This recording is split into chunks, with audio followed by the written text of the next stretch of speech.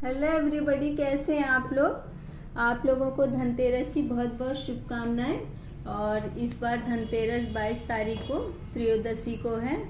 तो धनतेरस को धन्वंतरी का दिन भी कहा जाता है, क्योंकि जो धन्वंतरी वैद्य जी थे तो वो धनतेरस वाले दिन अमृत कलश लेकर के समुद्र से आए थे। और धनतेरस को स्वास्थ्य की दृष्टि से भी माना जाता है सही, क्योंकि इस समय लोग साफ सफाई घर की करते हैं और जितना भी घर में साफ सफाई के बाद में जो खराब सामान होता है उसे या तो फेंक देते हैं तो या दान कर देते हैं। तो साइंटिफिक रीजन से भी धनतेरस को बहुत ही शुभ माना जाता है।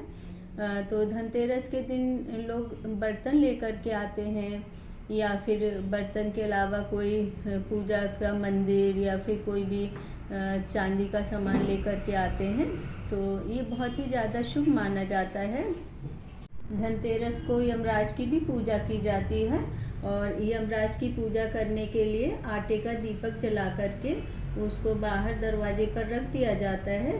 तो ऐसा माना जाता है कि जो यमराज होते हैं यदि दरवाजे पर आए तो इस तरह का दिया जला दे तो वे वापस लौट जाते हैं। और ऐसा कहा जाता है कि जिनकी अकाल मृत्यु होती है तो धनतेरस वाले दिन यदि आप मृत्युंजय मंत्र का पाठ करें और अपने सारे परिवार के साथ मिल कर के पूजा अच्छी तरह से धनतेरस की करें, और सुबह 21 बार मृत्युंजय मंत्र का पाठ करें, या फिर आप रिकॉर्डेड सुन लें और उसी तरह से शाम को भी पाठ करें, और सभी लोग भगवान से प्रार्थना करें कि ईश्वर हमें सुख समृद्धि और लंबी आयु दे।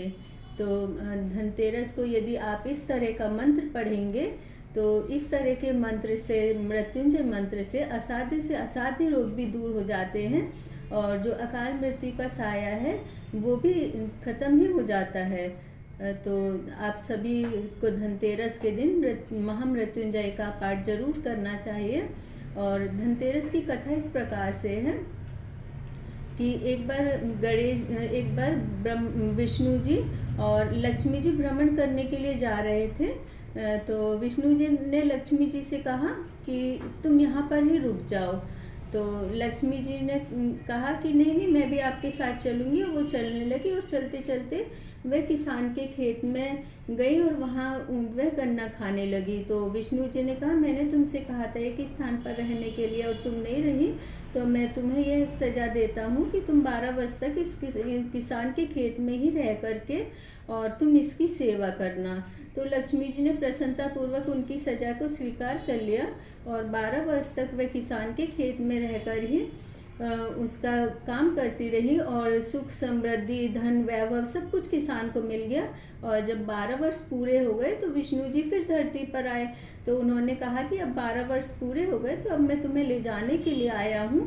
तो किसान बोला कि नहीं, लक्ष्मी जी यहाँ से नहीं जाएंगी, ये तो यहीं रहेंगी। तब विष्णु जी ने कहा, नहीं, इनको तो सजा मिली थी कि तुम्हारे खेत पर रह करके ये तुम्हारी सेवा करेंगी, और अब इनका समय पूरा हो गया है तो अब मैं इनको अपने साथ में लेकर के जाऊंगा, क्योंकि लक्ष्मी जी तो वैसे भी चलायमान होती हैं। तो उस किसान ने बोला कि नहीं नहीं लक्ष्मी जी आप यहीं रहिए। तो लक्ष्मी जी ने बोला कि यदि आप चाहते हो कि मैं सुख समृद्धि वैभव सब तरह से आपके पास रहूं तो मैं आपके पास अदृश्य रूप से रहूंगी, लेकिन आप धनतेरस के दिन मेरी पूजा करना। तो धनतेरस के दिन उस किसान ने पूरे विधि विधान के साथ में पूजा करी, और वह लक्ष्मी जी वहीं रह गई और उसे सुख समृद्धि और लंबी आयु प्रदान की। तो इस तरह से जैसे किसान को सुख समृद्धि लंबी आयु प्रदान की, वैसे आप सभी को और मुझे भी सुख समृद्धि और लंबी आयु प्रदान करे। तो इसलिए हमें धनतेरस की पूजा अवश्य करनी चाहिए।